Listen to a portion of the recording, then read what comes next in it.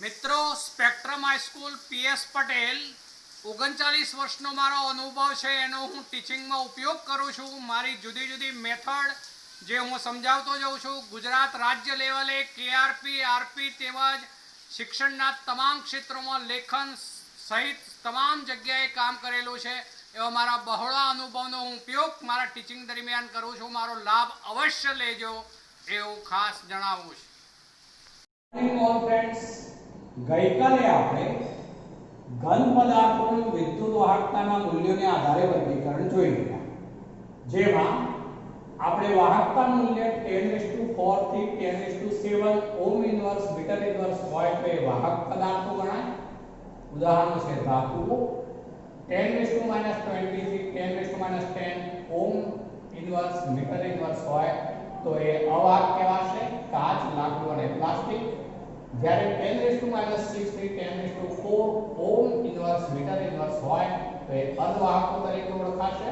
એમાં ઉદાહરણ લીધા આપણે સિલિકોન અને જર્મેનિયમ જેવી જે અર્ધધાતુઓ છે તે। આપણે એ પણ જોઈ ગયા કે જ્યારે પરમાણુઓ એકબીજાની નજીક આવે ત્યારે તેમની સંયોજકતા કોષની કક્ષકો એકબીજામાં સંમિશ્ર પામી સંયોજકતા પટ અને વાહકતા પટની રચના કરે। ધાતુઓમાં મોટાભાગે સંયોજકતા પટ અને વાહકતા પટ એકબીજામાં મિશ્રિત થયેલા હોય છે। સંયોજકતા પટ જે છે અંશતઃ અથવા તો પૂર્ણ પણ ભરાયેલો હોઈ શકે છે, વાહકતા પટ મોટાભાગે ખાલી હોય, પણ સંયોજકતા પટના ઇલેક્ટ્રોન ધાતુઓમાં સરળતાથી વાહકતા પટમાં જઈ શકે છે, માટે ધાતુઓ વિદ્યુતની સુવાહક છે। જ્યારે અધાતુ તત્વોમાં સંયોજકતા પટ અને વાહકતા પટ વચ્ચે મોટી એનર્જી ગેપ શક્તિ તફાવત મોટો હોવાને કારણે સંયોજકતા પટના ઇલેક્ટ્રોન કોઈ પણ સંજોગોમાં વાહકતા પટ સુધી પહોંચી શકશે નહીં, માટે તે અવાહક હોય છે। દાખલા તરીકે હીરો તો એમાં શક્તિ ગેપ મોટી હોવાથી અવાહક। જ્યારે સિલિકોન જર્મેનિયમની વાત કરીએ તો તેમાં શક્તિ તફાવત જે છે એ ઓછો છે, ધાતુ તત્વો કરતાં થોડો વધુ ગણાય, પણ અધાતુ તત્વો કરતાં તો અર્ધવાહકો અવાહકો કરતાં તો અર્ધવાહકોમાં ઓછો છે, જેને કારણે કેટલાક ઇલેક્ટ્રોન જો કે આ સંયોજકતા પટમાંથી વાહકતા પટમાં જઈ શકતા હોય છે, માટે થોડીક વાહકતા એ દર્શાવી શકે છે। પણ જ્યારે તેને ગરમ કરવામાં આવે, તાપમાનમાં વધારો કરવામાં આવે ત્યારે હંમેશા અર્ધવાહકોની વાહકતામાં વધારો થશે, કારણ કે ઇલેક્ટ્રોનને ઊર્જા મળતા તે અહીં સંયોજકતા પટમાંથી કૂદકો મારીને વાહકતા પટમાં પહોંચી શકશે, માટે તાપમાન વધારતા જે અર્ધવાહકો છે તેમની વાહકતામાં વધારો થાય છે। હવે મિત્રો અહીંયા આપણે સિલિકોન અને જર્મેનિયમ જે છે એ અર્ધવાહકોની વાહકતામાં વધારો કરવા માટે આપણે ડ્રોપિંગ પદ્ધતિનો ઉપયોગ કરવામાં આવે છે। તો હવે ડ્રોપિંગ પદ્ધતિ એટલે શું એના ઉપર જઉં છું મિત્રો। ડ્રોપિંગ પદ્ધતિ, ડ્રોપિંગ પદ્ધતિ। ચલો હવે ડ્રોપિંગ નો અર્થ પહેલા તો શું થાય છે। આમ તો ડ્રોપ એટલે બિંદુ, અર્થ એવો થાય ટીપું, અર્થ એવો થાય ડ્રોપ એટલે ટીપું। હવે આપણે કોઈ પ્રવાહી હોય તો એમાં કોઈ અન્ય પ્રવાહી ડ્રોપ વાઇઝ ઉમેરીએ એવું કહેતા હોય, એના ઉપરથી આ શબ્દ બનેલો છે। અહીં આવું બનવાનું મિત્રો કે સિલિકોન અને જર્મેનિયમ એ 14મા સમૂહના તત્વો છે, 14મા સમૂહના તત્વો છે। જો તેની અંદર આપણે 15મા સમૂહના તત્વો કે પછી 13મા સમૂહના તત્વોને ઉમેરવામાં આવે તો એક ડ્રોપિંગ પદ્ધતિ કહેવાશે, જેમાં આપણે બે પ્રકાર પાડી શકીએ।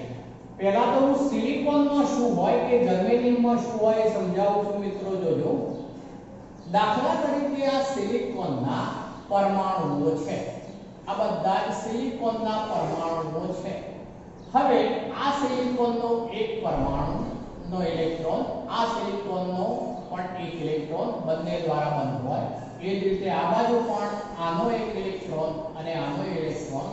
ચલો એ જ રીતે નીચે પણ જ્યારે પરમાણુઓ આ રીતે હોય ત્યારે આ ઉપરના પરમાણુનો એક ઇલેક્ટ્રોન એક આનો ઇલેક્ટ્રોન, એ જ રીતે અહીંયા પણ બે ઇલેક્ટ્રોન બંનેના એક એક બંનેના એક એક ઇલેક્ટ્રોન।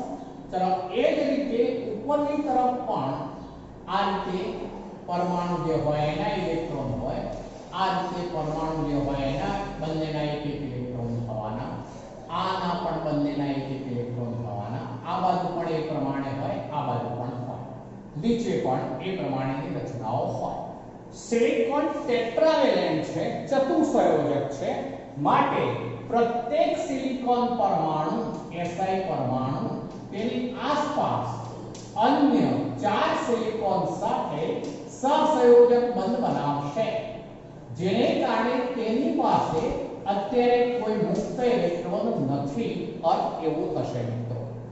હવે આવા સિલિકોનમાં ડ્રોપિંગ પદ્ધતિ દ્વારા આપણે 15મા સમૂહના તત્વો ઉમેરીએ છીએ ત્યારે આવું બનશે. એને હું હવે એવું કહું છું ઇલેક્ટ્રોન સમૃદ્ધ. સમૃદ્ધ એટલે વધારે ઇલેક્ટ્રોન સમૃદ્ધ તત્વો ઉમેરતા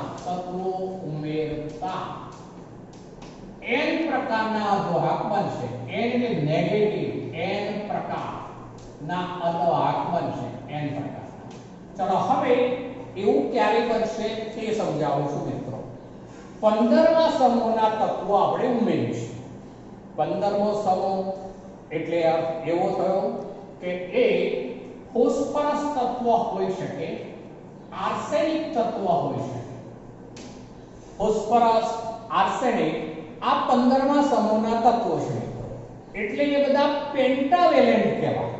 સિલિકોન છે, ઇવન જર્મેનિયમ છે, એ બંને ટેટ્રાવેલેન્ટ કહેવાય. ટેટ્રા એટલે 4, ટેટ્રાવેલેન્ટ ચતુસંયોજક એવો થાય.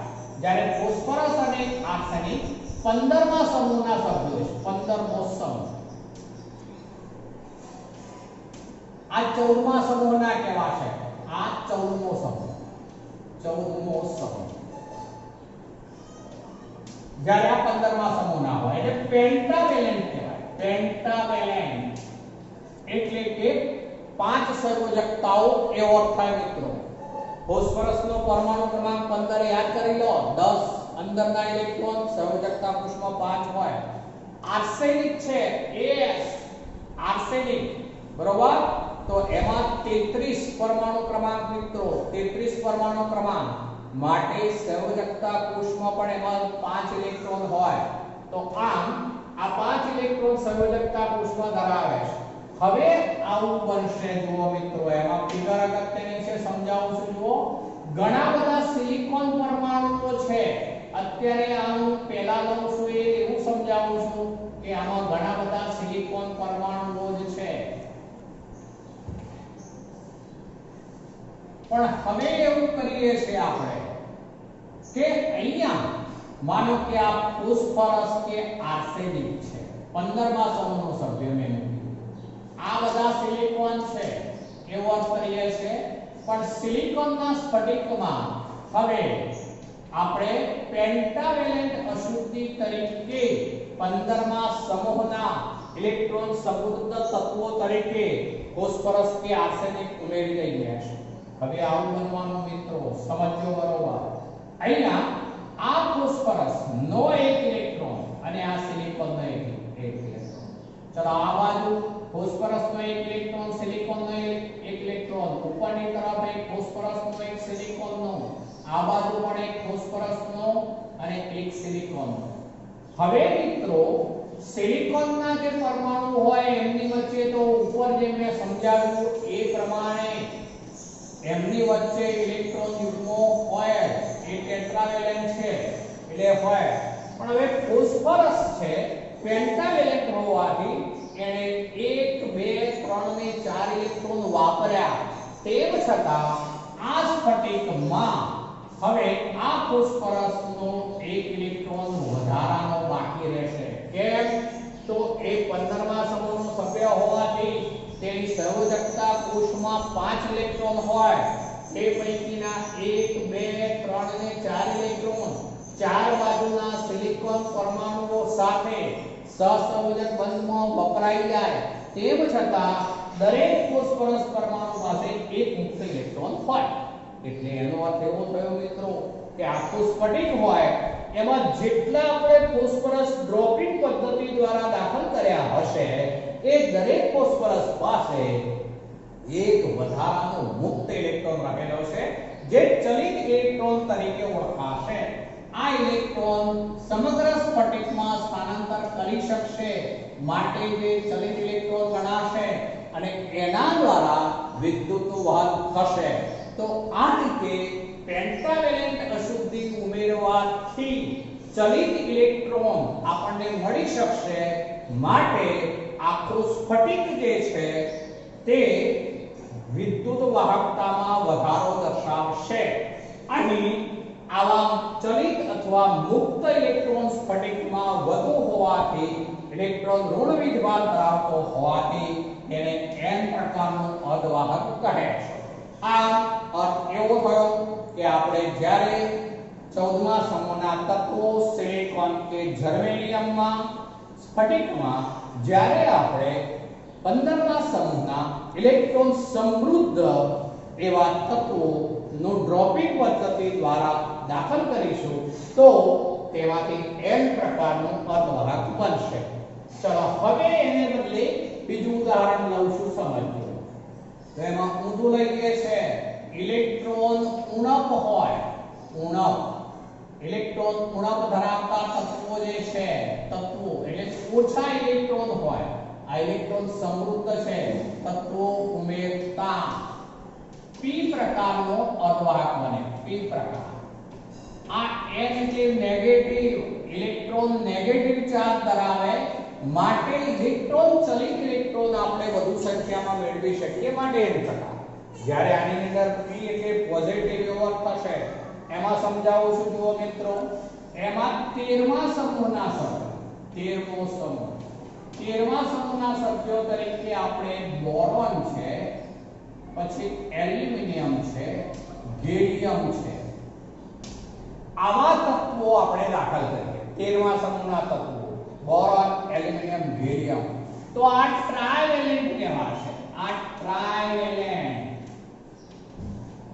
ચલો ટ્રાઇવેલેન્ટ દાખલ કરીએ તો હવે આવું બનવાનું મિત્રો. જો સિલિકોનના આપણે પરમાણુઓ લઈએ છે, એમની વચ્ચે આપણે બોરોનનો પરમાણુ દાખલ કરી દઈએ છે. માનો કે આ બધા સિલિકોન છે પણ આ મેં દાખલ કર્યો એ બોરોન છે કે એલ્યુમિનિયમ છે એવું અર્થઘટન કરીએ છે મિત્રો, ધ્યાન રાખજો. ચલો અહીંયા આ રીતે આપણે સ્ફટિકની અંદર સિલિકોન કે જર્મેનિયમ હતું ટેટ્રાવેલેન્ટ, એની અંદર ટ્રાઇવેલેન્ટ અશુદ્ધિ તરીકે બોરોન દાખલ કરીશું. હવે બોરોનની સંયોજકતા કોષ કે એલ્યુમિનિયમ કે ગેલિયમની સંયોજકતા કોષમાં 3 જ ઇલેક્ટ્રોન હોય મિત્રો, કારણ કે 13મો સમૂહ છે એટલે એમાં 3 ઇલેક્ટ્રોન. પેલો 15મો સમૂહ હતો એટલે સંયોજકતા કોષમાં 5 ઇલેક્ટ્રોન. 13મો સમૂહ પાછળનો અંક જોવાનો તો સંયોજકતા કોષમાં 3 જ ઇલેક્ટ્રોન. હવે આવું બનવાનું. આ બોરોન પાસે 3 જ ઇલેક્ટ્રોન છે જેને કારણે આ બોરોનનો ઇલેક્ટ્રોન, આ સિલિકોનનો ઇલેક્ટ્રોન. ચલો આ બાજુ આ બોરોનનો ઇલેક્ટ્રોન, આ સિલિકોનનો ઇલેક્ટ્રોન, આ બાજુ આ બોરોનનો ઇલેક્ટ્રોન, આ સિલિકોનનો ઇલેક્ટ્રોન. અહીંયા ઉપરની તરફ સિલિકોન પાસે ઇલેક્ટ્રોન છે પણ બોરોન પાસે ઇલેક્ટ્રોન નથી મિત્રો. ચાલો સિલિકોન પાસે ઇલેક્ટ્રોન છે પણ બોરોન પાસે ઇલેક્ટ્રોન નથી એટલે આ સ્થાન ખાલી થયું. આ સિલિકોનનો ઇલેક્ટ્રોન મેં બતાવ્યો, આ સ્થાન ખાલી છે. આ સ્થાન ખાલી એક છિદ્ર તરીકે ઓળખાશે, હોલ તરીકે ઓળખાશે. ખાલી જગ્યા છે મિત્રો એટલે એને છિદ્ર કહેવાય. છિદ્ર, હોલ. તો હોલ ઉત્પન્ન થયું કહેવાશે. ચલો આ બાજુ બીજે બધે તો સિલિકોન જેમ બનાવે છે કે બે ઇલેક્ટ્રોન હોય, સહસંયોજક બંધ હોય, પણ વચ્ચે જે બોરોન કે એલ્યુમિનિયમ કે ગેલિયમ ટ્રાઇવેલેન્ટ અશુદ્ધિ તરીકે દાખલ કર્યું તો એ આસપાસના 3 સિલિકોન પરમાણુઓ સાથે સહસંયોજક બંધ બનાવશે, પરંતુ ચોથા સિલિકોન સાથે સહસંયોજક બંધ બનાવવા માટે બોરોન પાસે હવે ઇલેક્ટ્રોન નથી માટે ત્યાં ગેપ ઉત્પન્ન થઈ એટલે કે છિદ્ર ઉત્પન્ન થયું, હોલ ઉત્પન્ન થયો. હવે આ હોલ ઉત્પન્ન થવાને કારણે શું થાય છે, આગળ વધું છું એ ધ્યાન રાખજો. આ હોલ એટલે ખાલી સ્થાન. ખાલી સ્થાન છે ત્યાં કશું જ નથી, પણ હોલ પોતે પોઝિટિવ હોય તેમ વર્તે છે. કયા શબ્દો વાપરું છું ધ્યાન રાખજો. હોલ પોતે પોઝિટિવ હોય તેમ વર્તે છે, જેથી આવા સ્ફટિકને જ્યારે કોઈ બેટરી સાથે જોડી લઈએ, હવે આવા સ્ફટિકને કોઈ બેટરી સાથે જોડી લઈએ ત્યારે આવું બનશે મિત્રો. આ બેટરીનો ધન છેડો મેં અહીંયા જોડ્યો છે, ઋણ છેડો આ બાજુ જોડ્યો છે. તો હવે એવું બનવાનું કે ઇલેક્ટ્રોન અને છિદ્ર જે છે એ બે પરસ્પર વિરુદ્ધ દિશામાં ગતિ કરશે. જે ઇલેક્ટ્રોન છે એ ઇલેક્ટ્રોન આ ધન વિદ્યુત ભારિત પ્લેટ તરફ સ્થાનાંતર કરે છે. કયા શબ્દો વાપરું છું જોજો. ઇલેક્ટ્રોન જે છે એ ધન વિદ્યુત ભારિત પ્લેટ તરફ સ્થાનાંતર કરે છે. એટલે હવે આવું બનવાનું મિત્રો. અહીંથી સમજો બરોબર. અહીંથી આ ઇલેક્ટ્રોન જે છે એ આ સિલિકોનનો છે પણ આ બોરોન. આ ઇલેક્ટ્રોન જે છે એ ખસીને અહીંયા આવે છે. હું એવું કહું છું જોજો. હવે માટે આ સ્થાન ભરાઈ ગયું, પણ આ સ્થાને નવું છિદ્ર ઉત્પન્ન થયું. એટલે એનો અર્થ એવો થયો મિત્રો કે ઇલેક્ટ્રોન કઈ તરફ ખસી રહ્યો છે, તો ધન ધ્રુવ તરફ. જો અહીંયા ઇલેક્ટ્રોન હતો એ અહીંયા આવ્યો, એટલે ઇલેક્ટ્રોન ધન ધ્રુવ તરફ ધીમે ધીમે ખસશે. જ્યારે છિદ્ર જે છે એ ઋણ પ્લેટ તરફ ખસશે. અહીંથી છિદ્ર આમ ગયું, એ છિદ્ર આમ જતું જતું આમ જાય, એટલે ઋણ પ્લેટ તરફ ખસશે. જ્યારે આવો ઇલેક્ટ્રોન જે છે ધીમે ધીમે આમ આવતો જશે. તો આમ ઇલેક્ટ્રોન અને છિદ્રો બે પરસ્પર વિરુદ્ધ દિશામાં ગતિ કરશે. અહીં ઇલેક્ટ્રોન એ ધન પ્લેટ તરફ, જ્યારે છિદ્ર હોલ જે છે ઋણ પ્લેટ તરફ ગતિ કરે છે. આમ છિદ્ર પોતે ખાલી જગ્યા છે, અવકાશ છે, પણ પોતે પોઝિટિવ હોય તેમ વર્તે છે, જેને કારણે તે p પ્રકારનો અર્ધવાહક કહેવાશે મિત્રો. p પ્રકારનો અર્ધવાહક કહેવાશે. તો આ p ફોર પોઝિટિવ એટલે p પ્રકારનો અર્ધવાહક કહેવાશે. તો આ રીતે જેટલો ડ્રોપિંગ પદ્ધતિ દ્વારા આપણે બોરોન, એલ્યુમિનિયમ કે ગેલિયમ પરમાણુઓ ઉમેરીશું, એટલા વધુ સંખ્યામાં હોલ ઉત્પન્ન થશે. જેટલા વધુ સંખ્યામાં હોલ હોય તો હોલ અને ઇલેક્ટ્રોન પરસ્પર વિરુદ્ધ દિશામાં ગતિ કરશે, જેના દ્વારા વિદ્યુતનું વહનમાં વધારો થશે. માટે વધુ વિદ્યુત વાહકતા મેળવી શકાશે. તો આ અર્થ એવો થયો મિત્રો કે આપણે 14મા સમૂહના ટેટ્રાવેલેન્ટ સિલિકોન અને જર્મેનિયમમાં ડ્રોપિંગ પદ્ધતિ દ્વારા ઇલેક્ટ્રોન સમૃદ્ધ એટલે કે 15મા સમૂહના ફોસ્ફરસ કે આર્સેનિક જેવા પેન્ટાવેલેન્ટને ઉમેરીશું, તો એ વખતે વધુ સંખ્યામાં આપણે ચલિત અથવા સ્થાનાંતરિત ઇલેક્ટ્રોન પ્રાપ્ત કરી શકીએ. માટે વિદ્યુત વાહકતા વધે. માટે તે n પ્રકારનું, કારણ કે ઇલેક્ટ્રોન ઉપર નેગેટિવ ચાર્જ હોવાથી તે n પ્રકારનું અર્ધવાહક કહેવાશે.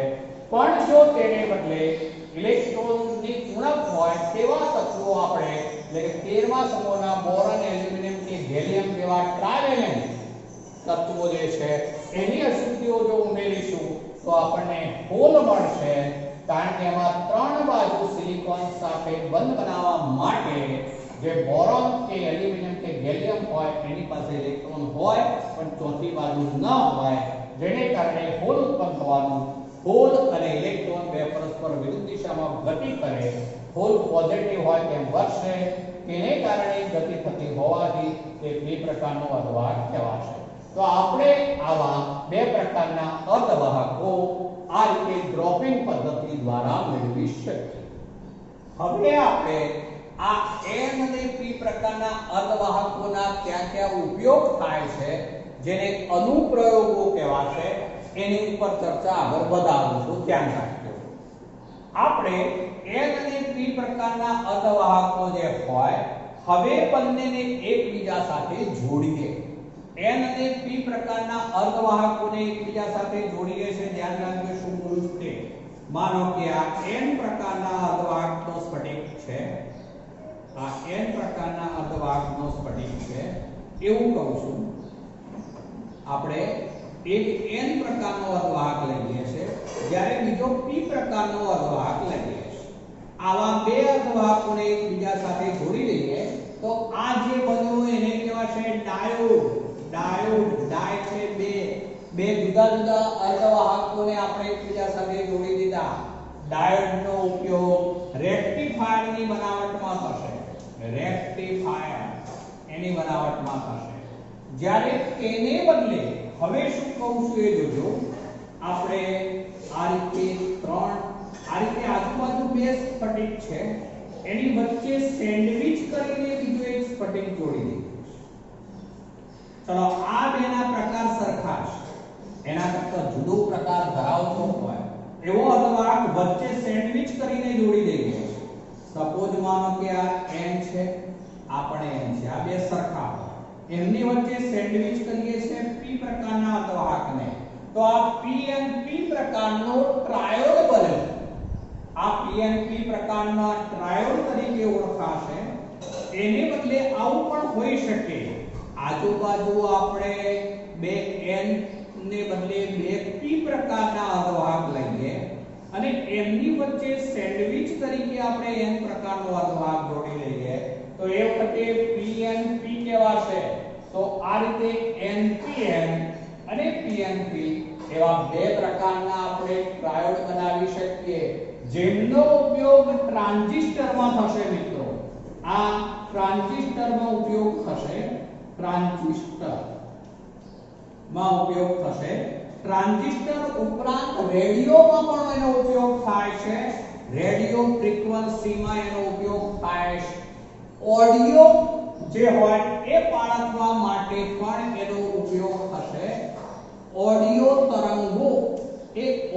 તરંગો જે છે એને પારખવા માટે, એને સાંભળવા માટે, એને પ્રવર્ધિત કરવા માટે એમ્પ્લીફાયર તરીકે પણ એનો ઉપયોગ થાય છે.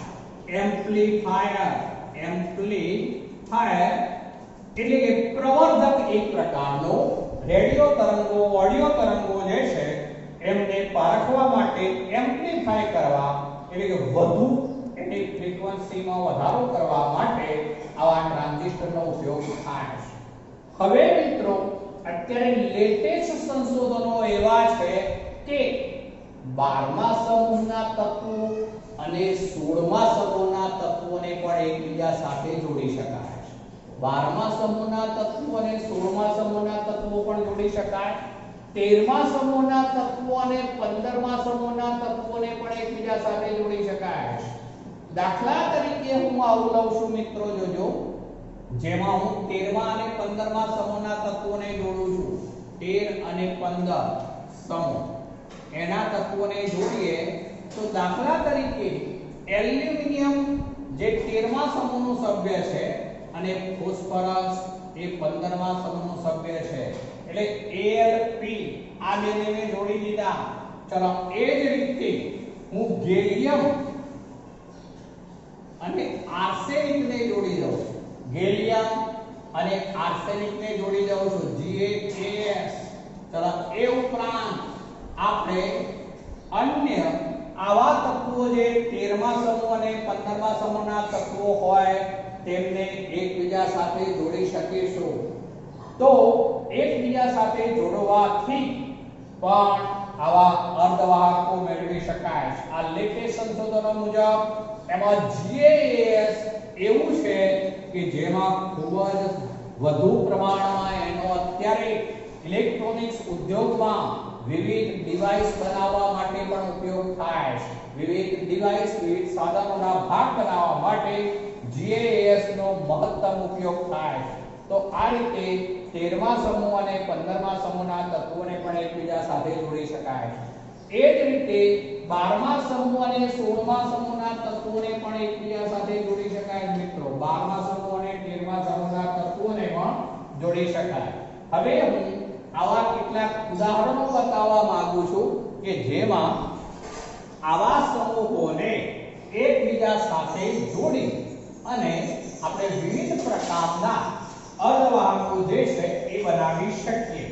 જેવા કે એમાં 13મો સમૂહ અને 15મા સમૂહની બેની વાત કરી દઉં છું પેલા તો એમાં એવું લઈ શકાય એલ્યુમિનિયમ અને ફોસ્ફરસ હેલિયમ આમાં આપણે 13મા સમૂહમાં કયું તત્વ લઈશું હેલિયમ અને પેલું આર્સેનિક એને પણ જોડી શકીએ ચલો એ જ રીતે આપણે ઇન્ડિયમ અને એન્ટીમની બેને પણ જોડી શકીએ એ જ રીતે 12મા અને 16મા સમૂહના તત્વોને પણ એકબીજા સાથે જોડી શકાય ચલો 12મા અને 16મા સમૂહના તત્વો એમાં Zn અને S એમને જોડી શકીએ Cd કેડમિયમ અને S ને પણ જોડી શકીએ Cd અને Fe ને પણ જોડી શકીએ એ ઉપરાંત Hg અને Tb ને પણ જોડી શકીએ તો આ રીતે આવા વિવિધ આપણે સંયોજનો બનાવી શકીએ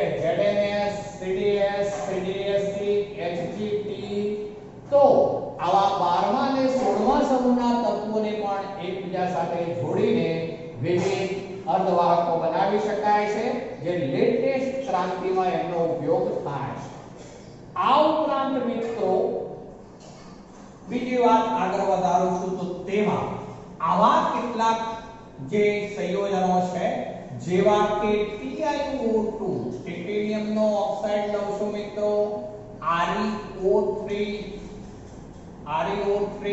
રેડિયમનો આપણે ઓક્સાઇડ લીધો કહેવાશે એ ઉપરાંત TiO અને CrO2 પણ લઉં છું મિત્રો એક બીજું ઉદાહરણ પણ બતાવું છું CrO2 ચલો આપણે આ ત્રણની વાત પહેલા કરીએ TiO CrO2 ReO3 આ બધા જ જે ઓક્સાઇડ છે આ ઓક્સાઇડ લીધા છે આપણે જુદા જુદા તત્વોના તો તેઓ પણ ખૂબ સારી વિદ્યુત વાહકતા દર્શાવી શકે છે એ પૈકીનું ReO3 તો એવું છે કે જેનો દેખાવ તેમજ વાહકતા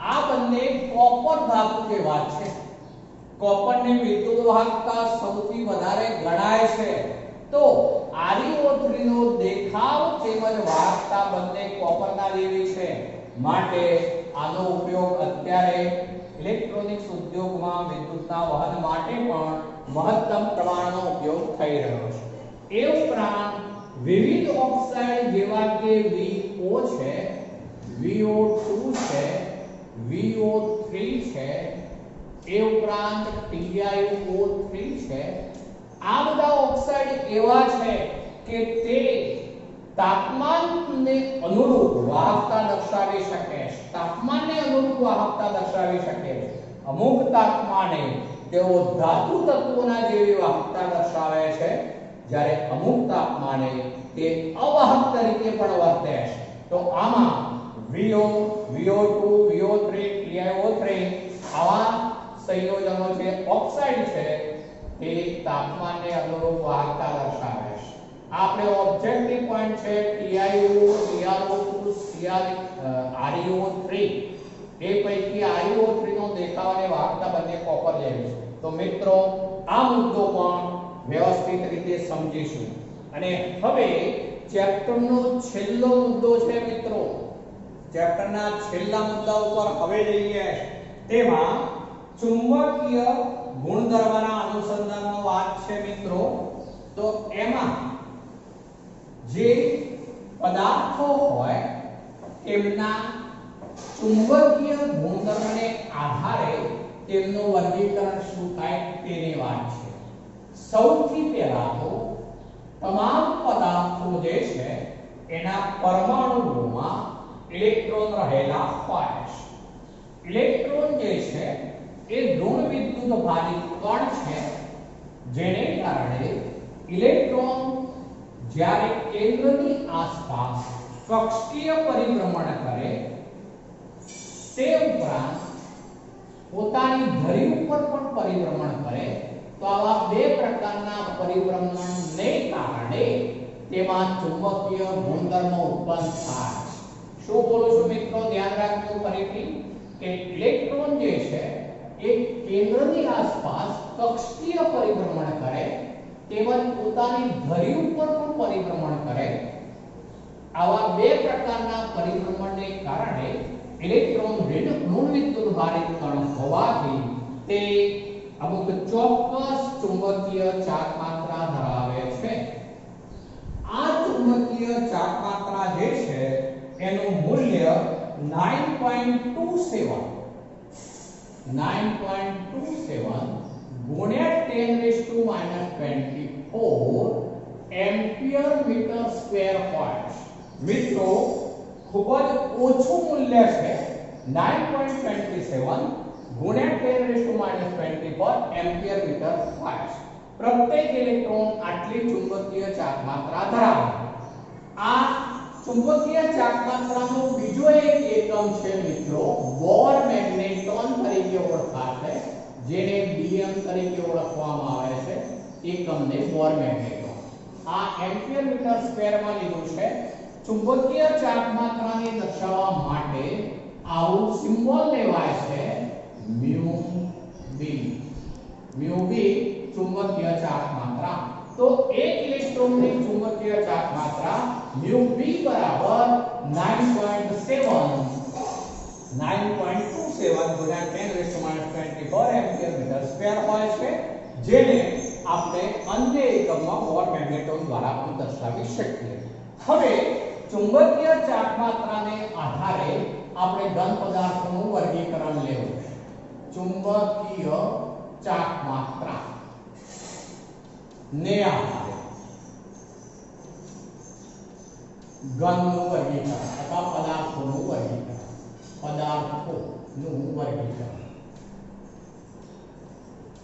ચલો એમાં સૌથી પહેલા હું લઉં છું અનુચુંબકીય પદાર્થો. અનુચુંબકીય અથવા અનુચુંબકત્વનો ગુણધર્મ કહેવાશે મિત્રો. હવે જ્યારે કોઈ પણ પદાર્થને બાહ્ય ચુંબકીય ક્ષેત્ર લાગુ પાડવામાં આવે અથવા બાહ્ય ચુંબકીય ક્ષેત્રમાં આપણે દાખલ કરીએ ત્યારે જો તે બાહ્ય ચુંબકીય ક્ષેત્ર તરફ નિર્બળ રીતે આકર્ષાય, થોડો શબ્દ આપણું ધ્યાન રાખજો, નિર્બળ રીતે આકર્ષાય તો આવા પદાર્થને અનુચુંબકીય પદાર્થ કહે છે. તે પદાર્થ અનુચુંબકત્વનો ગુણધર્મ ધરાવે છે. હવે એવું કેમ બનશે મિત્રો એ સમજાવું છું, જો ધ્યાન રાખજો. જ્યારે જે સંયોજનોમાં કે તત્વોમાં કે પદાર્થોમાં અયુગ્મિત ઇલેક્ટ્રોન હોય, હવે મિત્રો જ્યારે યુગ્મિત ઇલેક્ટ્રોન હોય શું થાય એ સમજાવું છું, અહીંયા ધ્યાન રાખજો. માનો કે આ એક ઇલેક્ટ્રોન છે, અત્યારે હું એવું કહું છું એટલે આ અયુગ્મિત થયો, ધ્યાન રાખજો, અયુગ્મિત કહેવાય. અયુગ્મિત ઇલેક્ટ્રોન હોય તો તેવા ઇલેક્ટ્રોનની પેલી બે પ્રકારની ગતિને કારણે ચુંબકીય ચાર્જ માત્રા એ ધરાવે. પણ હવે જો એને બદલે યુગ્મિત ઇલેક્ટ્રોન થાય તો ચુંબકીય ગુણધર્મ પરસ્પર નાશ પામે છે, કારણ કે બે પરસ્પર વિરુદ્ધ દિશામાંની કક્ષીય ગતિ થઈ મિત્રો, જેને કારણે ધરીત્વનું પરિભ્રમણ પણ પરસ્પર વિરુદ્ધ થયું, જેને કારણે તે ધરીત્વનું પરિભ્રમણ પરસ્પર વિરુદ્ધ હોવાથી ચુંબકીય ચાર્જ માત્રા ગુમાવી દેશે. હવે જ્યારે અનુચુંબકીય પદાર્થ હોય તો એની અંદર ઘણા બધા ઇલેક્ટ્રોન હોય, તેની ચુંબકીય ચાર્જ માત્રાઓનો સમૂહ, એને ડોમેઇન કહેવાય મિત્રો. ડોમેઇન ચુંબકીય ચાર્જ માત્રાનો સમૂહ, ડોમેઇન. તો એક અસ્તવ્યસ્ત ગોઠવાયેલા હોય, આમ જુદી જુદી દિશામાં અસ્તવ્યસ્ત ગોઠવાયેલા હોય, જેને કારણે તે ચુંબકીય ચાર્જ માત્રા દર્શાવી શકશે નહીં. પરંતુ જ્યારે બાહ્ય ચુંબકીય ક્ષેત્ર લાગુ પાડવામાં આવે ત્યારે તેના આવા બધા ડોમેઇન જે છે એ બધા એક જ દિશામાં એકબીજાને સમાંતર ગોઠવાઈ હશે. એક જ દિશામાં એકબીજાને સમાંતર ગોઠવાઈ હશે, જેને કારણે તે ચુંબકત્વનો ગુણધર્મ ધારણ કરે છે. બરોબર ધ્યાન રાખજો મિત્રો, તે ચુંબકત્વનો ગુણધર્મ ધારણ કરે છે. પણ આ દરમિયાન એનો ચુંબકત્વનો ગુણધર્મ નિર્બળ હોય, જેને કારણે તે નિર્બળ રીતે બાહ્ય ચુંબકીય ક્ષેત્ર તરફ આકર્ષાય છે. અહીં જ્યારે બાહ્ય ચુંબકીય ક્ષેત્ર હટાવી લેવામાં આવે ત્યારે તેને મેળવેલો ચુંબકત્વનો ગુણધર્મ નાશ પામશે. એટલે અર્થ એવો થયો કે આવા પદાર્થો એ ટેમ્પરરી બાહ્ય ચુંબકીય ક્ષેત્રની હાજરીમાં તે ચુંબકત્વનો ગુણધર્મ ધારણ કરશે. તો આવા પદાર્થો એ બધા અનુચુંબકીય તરીકે ઓળખાશે. અનુચુંબકીય પદાર્થોમાં ઉદાહરણ તરીકે આપણે લઈએ તો O2 અનુચુંબકીય પદાર્થ છે. એ ઉપરાંત ધાતુ તત્વો જેમાં દાખલા તરીકે આપણે આવું લઈએ છે CO2+, Fe3+, Cr3+, તો આ બધા જ અયુગ્મિક ઇલેક્ટ્રોન ધરાવતા હોવાથી તેઓ અનુચુંબકીય ગુણધર્મ ધરાવે છે. ચલો બીજા પ્રકાર ઉપર આવીએ છીએ. પ્રતિચુંબકીય અથવા પ્રતિચુંબકત્વનો ગુણધર્મ. જે પદાર્થોમાં તમામ ઇલેક્ટ્રોન યુગ્મિત હોય, મિત્રો જો તમામ ઇલેક્ટ્રોન યુગ્મિત હોય તો આવા પદાર્થો જે છે એ હંમેશા બાહ્ય ચુંબકીય ક્ષેત્રમાં દાખલ કરીએ ત્યારે બાહ્ય ચુંબકીય ક્ષેત્રથી નિર્બળ રીતે અપાકર્ષણ પામે છે, એટલે દૂર ભાગશે. આમાં નિર્બળ રીતે આકર્ષાય, જ્યારે આમાં નિર્બળ રીતે અપાકર્ષણ અનુભવે. ક્યારે? તમામ ઇલેક્ટ્રોન યુગ્મિત. તમામ શબ્દ વાપરું છું, તમામ ઇલેક્ટ્રોન યુગ્મિત. અર્થ એવો થયો બધા જ ઇલેક્ટ્રોન યુગ્મિત હોવા જોઈએ. આમાં જે છે એ ઘણા બધા ઇલેક્ટ્રોન યુગ્મિત હોઈ શકે, પણ એક ઇલેક્ટ્રોન પણ અયુગ્મિત હોય કે એકથી વધુ ઇલેક્ટ્રોન અયુગ્મિત હોય તો એ અનુચુંબકત્વ બનશે, જ્યારે આ પ્રતિચુંબકીય કહેવાશે. પ્રતિચુંબકીય પદાર્થો જે છે ક્યારેય ચુંબકત્વનો ગુણધર્મ ધારણ કરી શકે નહીં. એના ઉદાહરણોમાં આપણે લઈએ તો N2 છે, NaCl છે, C6H6 છે, બેન્ઝીન છે, બધા પ્રતિચુંબક. ચલો ત્રીજા પ્રકાર ઉપર આવીએ છે. એને કહીશું ફેરોમેગ્નેટિક.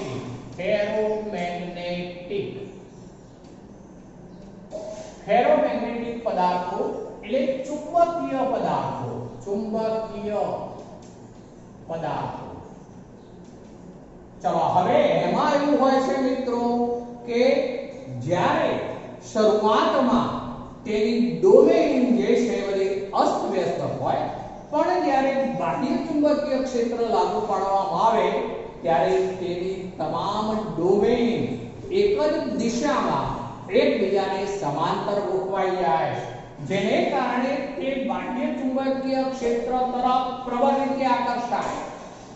આમાં અને એમાં તફાવત એ થશે, આમાં નિર્બળ રીતે બાહ્ય ચુંબકીય ક્ષેત્ર તરફ આકર્ષાય, જ્યારે આ ખૂબ જ પ્રબળ રીતે બાહ્ય ચુંબકીય ક્ષેત્ર તરફ આકર્ષાશે, જેને કારણે આવું કહી શકીએ તેની તમામ ડોમેઇન જે છે એક જ દિશામાં એકબીજાને સમાંતર ગોઠવાયેલી હોય. શરૂઆતમાં અસ્તવ્યસ્ત હોય, બાહ્ય ચુંબકીય ક્ષેત્ર દાખલ કરતા તમામ ડોમેઇન એક જ દિશામાં એકબીજાને સમાંતર ગોઠવાઈ જશે, જેને કારણે તે ખૂબ પ્રબળતાથી બાહ્ય ચુંબકીય ક્ષેત્ર તરફ આકર્ષાશે. બીજી લાક્ષણિકતા એની એ છે કે એક વખત ચુંબકત્વનો ગુણધર્મ મેળવ્યા બાદ એ હવે ચુંબકત્વનો ગુણધર્મ ગુમાવશે નહીં. બરોબર સમજ્યો? આમાં શું થતું હતું અનુચુંબકીયમાં? તો બાહ્ય ચુંબકીય ક્ષેત્રની હાજરીમાં જ તેઓ ચુંબક તરીકે વર્તી શકે, જ્યારે આ એક વખત ચુંબકત્વનો ગુણધર્મ મેળવ્યા બાદ તેમને મેળવેલો ચુંબકત્વનો ગુણધર્મ નાશ પામશે નહીં. એટલે અર્થ એવો થયો કે ચુંબકીય ક્ષેત્ર હટાવી લઈએ ત્યારે પણ તેની ગોઠવાયેલી ડોમેઇન જે છે એ બધી એક જ દિશામાં એકબીજાને સમાંતર જ રહેશે, માટે તે કાયમી ચુંબક તરીકે વર્તશે. માટે કાયમી ચુંબક તરીકે બનાવવા માટે Fe, લોખંડ, કોબાલ્ટ, નિકલ આવી ધાતુઓનો ઉપયોગ કરવામાં આવે છે. ખાસ કરીને Fe નો ઉપયોગ કાયમી ચુંબક બનાવવા માટે કરવામાં આવે છે. એનું કારણ આ છે. બીજા બે શોર્ટ પોઈન્ટ છે, એના ઉપર જઉં છું મિત્રો. ચોથું છે એન્ટી ફેરોમેગ્નેટિક અથવા એન્ટી મેગ્નેટિક એવું આપણે કહી શકીએ. તો આ રીતે હવે છેલ્લા મુદ્દાઓ ઉપર છે આપણે પ્રતિલોહ ચુંબકત્વ એવું કહી શકીએ. આને લોહ ચુંબકીય એવું પણ કહેવાય, લોહ ચુંબકીય, જેનો ઇંગ્લિશ શબ્દ ફેરોમેગ્નેટિક મેં કર્યો છે. આ એન્ટી ફેરોમેગ્નેટિક અથવા તો એને કહેવાય પ્રતિલોહ ચુંબકત્વ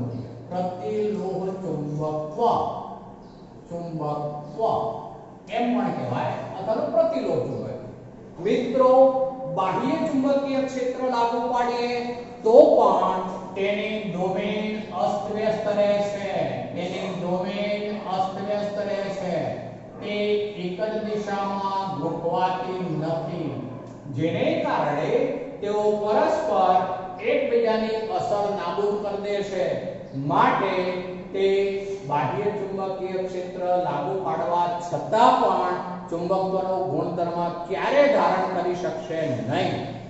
એવા જે છે એને એન્ટી ફેરોમેગ્નેટિક અથવા પ્રતિલોહ ચુંબકત્વ તરીકે ઓળખાશે.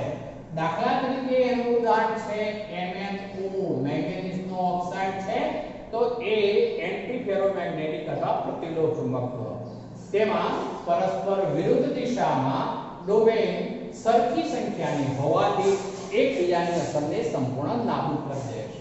અને છેલ્લો મુદ્દો છે મિત્રો, છેલ્લો પ્રકાર, પાંચમો પ્રકાર છે, એને કહીશું ફેરીમેગ્નેટિક. કેટલાક મિત્રો ટાઇટલમાં ભૂલ કરે છે, બરોબર ધ્યાન રાખજો. અહીંયા ફેરીમેગ્નેટિક છે, આ શું હતું? ફેરોમેગ્નેટિક, લોહ ચુંબકીય અથવા લોહ ચુંબકત્વ એવું કહેવાય. જ્યારે આ ફેરીમેગ્નેટિક છે, બરોબર ધ્યાન રાખીશું. શું બોલું છું એ સમજો મિત્રો. જ્યારે આવા પદાર્થોને બાહ્ય ચુંબકીય ક્ષેત્રમાં લાગુ પાડવામાં આવે ત્યારે તેમની ડોમેન, અહીંયા બતાવું છું જોજો, ત્યારે તેમની ડોમેન જે છે એમાં શું બને છે બતાવું છું. ત્યારે તેમની ડોમેન આ પ્રમાણે હોય. એકની ડોમેન ઉપરની તરફ છે, આ બીજાની પણ ઉપરની તરફ છે, આની ડોમેન નીચેની તરફ છે, આની ડોમેન ઉપરની તરફ, આ ઉપરની તરફ, આ નીચેની તરફમાં. એટલે એનો અર્થ એવો થયો કે પરસ્પર વિરુદ્ધ દિશામાં ડોમેન છે, પણ એમની સંખ્યા સરખી નથી મિત્રો.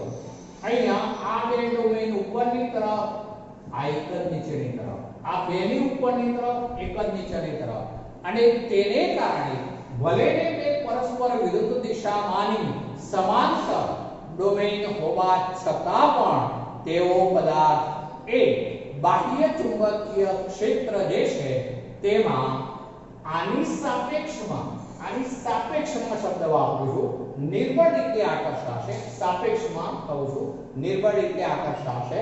એ ફેરીમેગ્નેટિક તરીકે ઓળખાશે.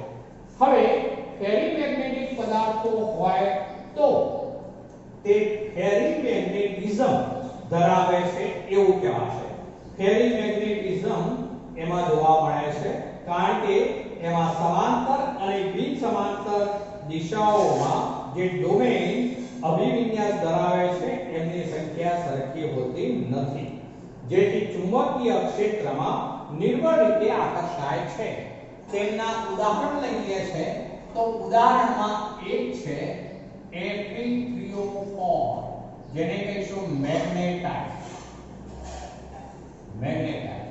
પણ એ ઉપરાંત જે છે એ આપણે Fe ના પરમાણુઓની સંખ્યા જે છે ઘટાડીએ અને તેને બદલે આવું લઈએ Mg Fe2O4.